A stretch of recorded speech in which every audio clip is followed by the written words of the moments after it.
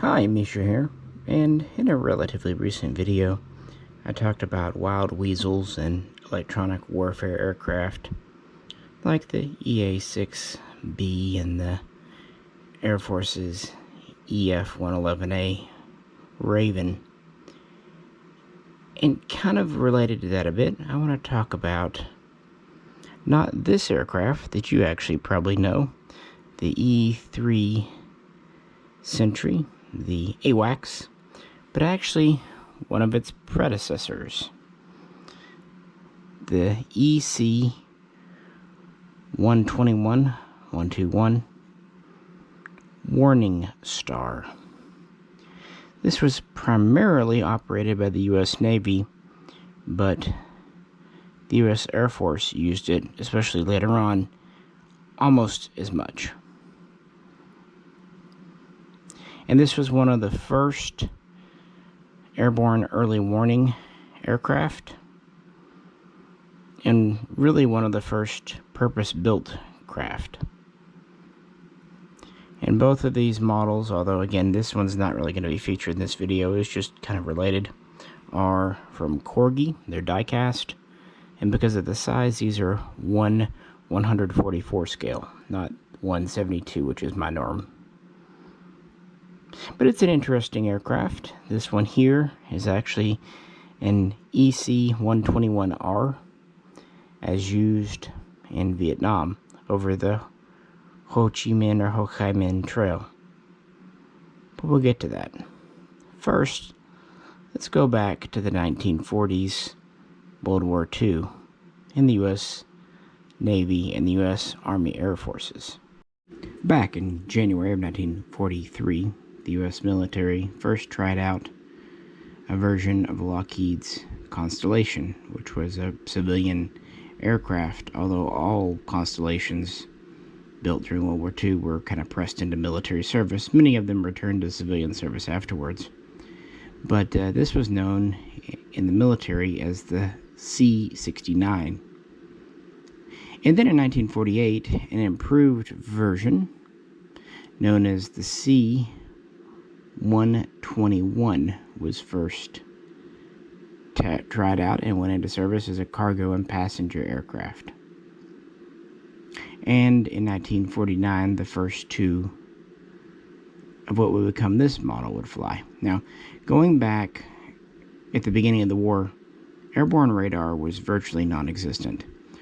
Towards the end of the war, the Navy had a modified variant of the Avenger known as the TBM-3W, which carried a radar. This was to help protect the U.S. Navy against kamikazes, to give them early warning, but it never really went into service during the war, only coming in about a year after.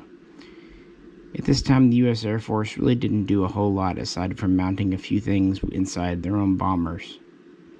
But in '49, this began to all change.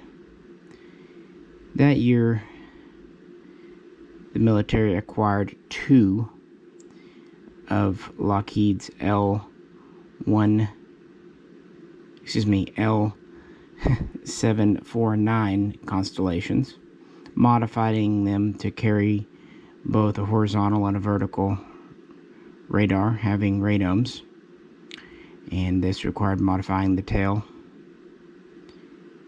And these were designated as the PO-1W. And again, these were just prototypes.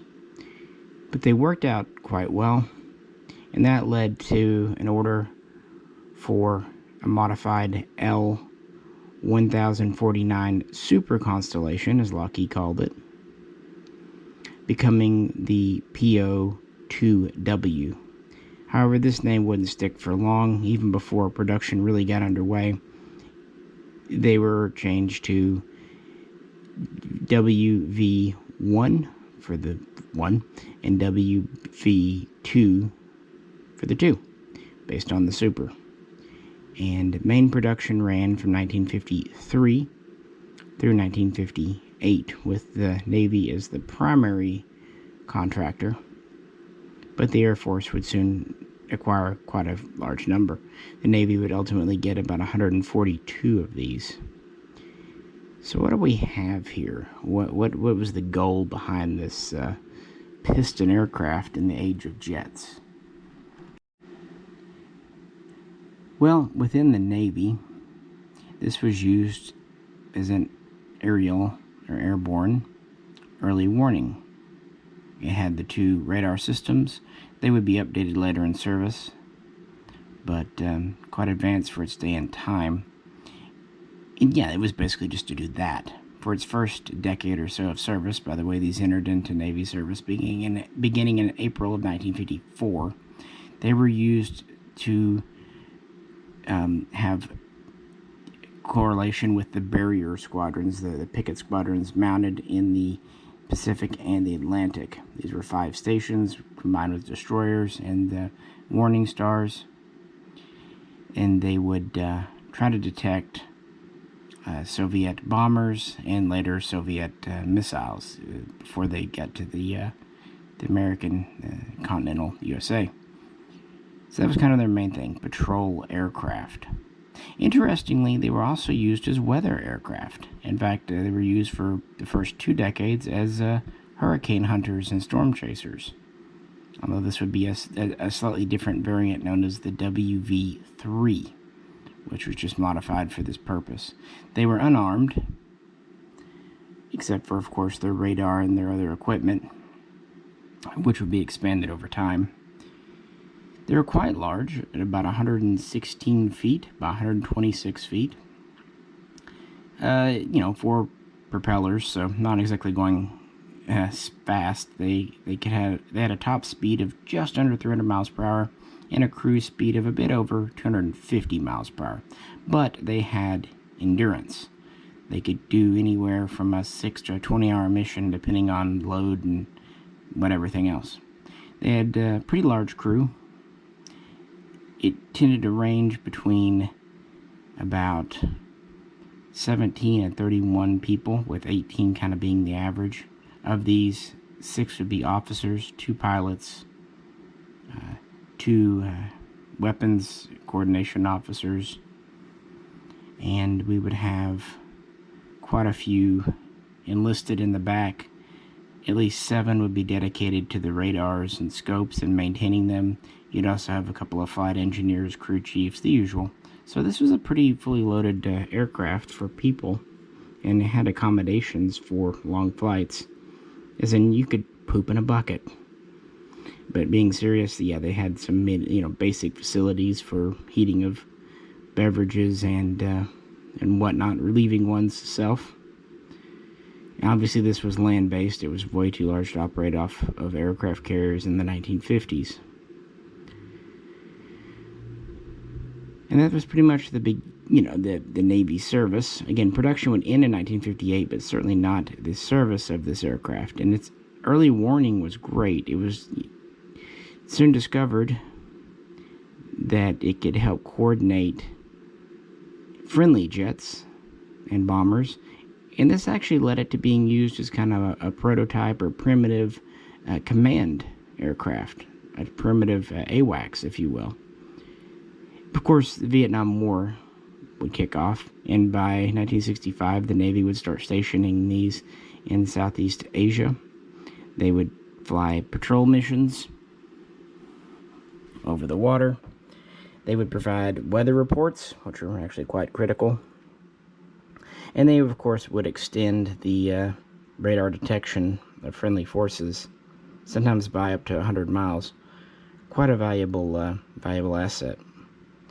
Now, I said this was called the EC-121, not the WV-2 or 3.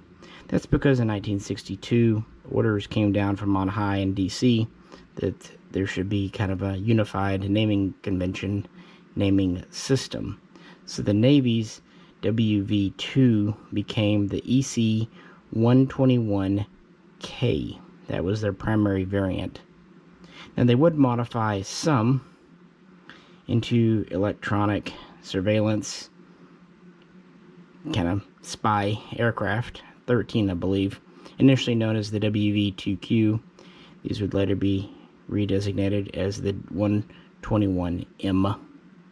And the WV-3, the weather aircraft would become the 121N. But these are all modifications of the original aircraft. One other kind of neat mission that the Navy flew during this time, they would call it, they had Blue Eagles. These would be aircraft modified to transmit television and radio stations, both to demoralize the enemy and to give morale to the Allies in Vietnam. You know, they would broadcast not only the news, but sometimes television programs, and even sometimes language programs in Vietnamese. Kind of an interesting thing that flew from about 1966 to about 1970. And kind of started to show the versatility of this aircraft. Also, they upgraded much of their electronics there at this time, and they started being used to help vector friendly aircraft in towards their target, also giving warnings of SAM launches from the enemy, and even detecting enemy MiG flights. However, it was limited. This was old 1940s or early 50s tech. It did not have look-down capability. There were a few tricks they could use to kind of give an idea of on the ground, but truth is they weren't really configured for that. So, yeah, they they were starting to look a little long in the tooth by the time, and then that late 60s rolled around. But with that, let's talk about the Air Force, because again, this model is actually of the Air Force's variant in their kind of cool camo scheme. The first variant used by the Air Force was known as the RC-121C, later renamed EC-121C, but not many were produced, fewer than a dozen. This would soon give way to the EC-121D. One of the changes, it had these fuel tanks on the wingtips, as did the later Ks to increase range, endurance. And for the first decade or so, much like in the Navy, they would provide kind of support and a backup line to the barrier in the Pacific and the Atlantic. This was called contiguous barriers, and they would fly off the coast just to help extend and kind of give a secondary backup to the detection. In 1962, though, they would begin really looking at Cuba because of the Cuban Missile Crisis and just the ongoing situation. They would monitor Cuban airspace. They would also kind of monitor the flight paths of U-2s. And in April of 1965, this is when the Warning Star would first go to Vietnam. In the Air Force, the initial mission was called Big Eye, and this would be airborne early warning. They would run various tracks. And in 1967, this would be changed to College Eye, and they would move around a bit. But by 68, they started to kind of scale back a bit because these were getting kind of expensive, they were getting a little old, and they had a relatively large crew that made them vulnerable. Thus, by 1970, the Air Force was no longer deploying these in Vietnam, at least not as airborne early warning. Now, they had also been used, like I said, as kind of early command craft to help vector Allied fighters in to detect SAMs. They also were used to help track and find downed aircrew, as well as help other fighters in an emergency locate a refueling tanker in the air.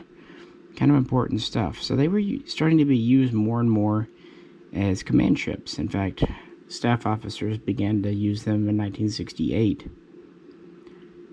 But yeah, by 1970, they were kind of drawing them back, replacing them with more cost-effective measures. But that was the EC-121D. This is the EC-121R. In 1966, Lockheed was contracted to refurbish and update 28 ex-Navy 121Ks and 2 121Ds to this standard, and essentially they were given sensors to detect movement on the ground. So kind of an early look down capability, but not really using the radar as such, but different sensor mechanisms. And in 1967, these 30 some odd aircraft were delivered, and the missions were nicknamed Batcats, as were the aircraft. And they would primarily fly circuits over and around the Ho Chi Minh Trail to try to detect movement of enemy convoys, supplies, all that good stuff. And these would last from October of 1967 through December of 1970. Now, the regular flights would have a good record, and the Batcats, you would think, would be at a lot of risk, and really none were lost in enemy action. However, 2 were lost due to accidents, one during takeoff, one during a landing, both in 1969. And for various reasons, they would end the full Batcat missions in December of 1970, and they would be replaced with what they call Little Cat missions, which were scaled back in scope, and these would only operate about a dozen of the EC-121Rs, and they would last until the end of 1971, and then by 1972, all the equipment and personnel were out of theater.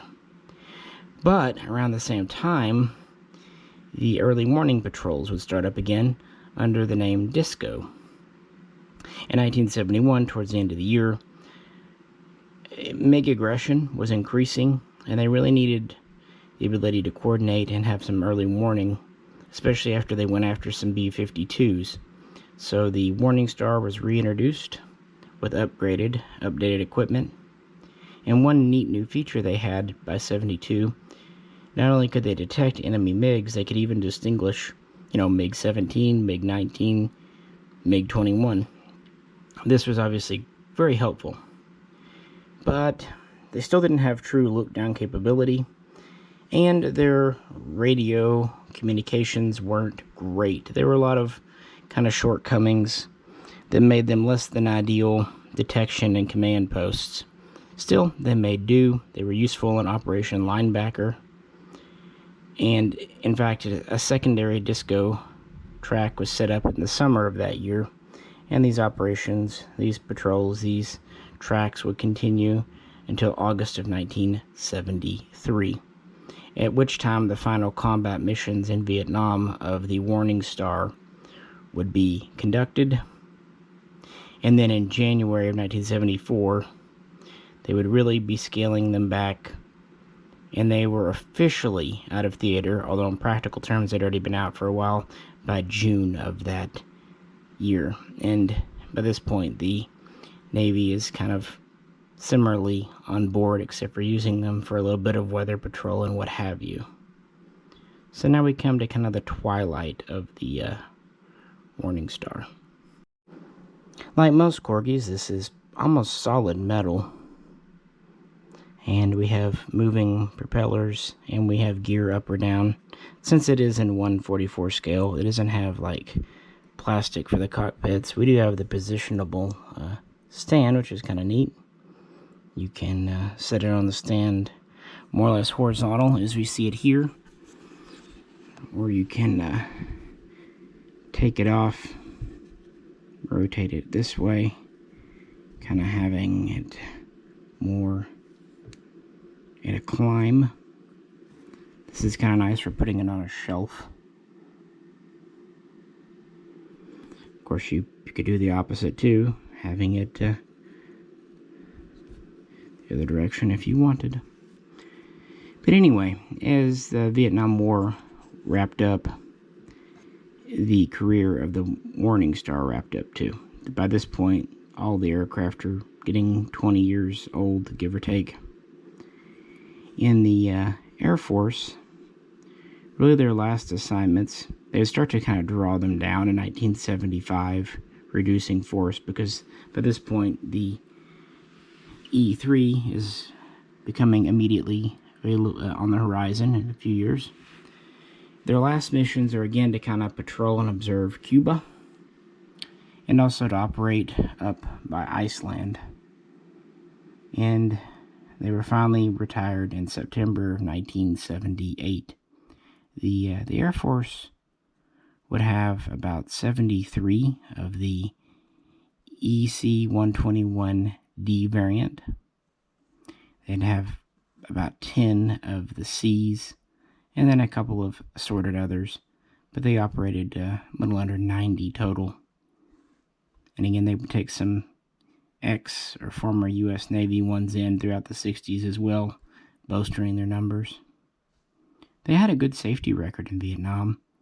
They flew nearly 100,000 flight hours without major incident.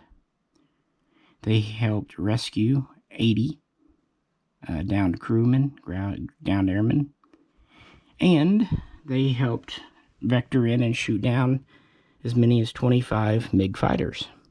This is what they're credited with. And of course, the R variant here, the Batcats, were a nuisance on the Ho Chi Minh Trail. As for the Navy, they would continue to operate these as weather aircraft throughout the 70s, and then training aircraft for their later E-2, the Hawkeye. And then finally they would retire, or at least the last squadron would hand in their Warning Stars in 1982. Total production by Lockheed was 232, and as far as I know, the U.S. Navy and the U.S. Air Force were the only two users, at least of note. If I'm wrong, do please let me know. So as the 80s rolled around, this was replaced by the E-2 and the E-3, as well as drones and other surveillance aircraft, and of course as well as satellites and what have you.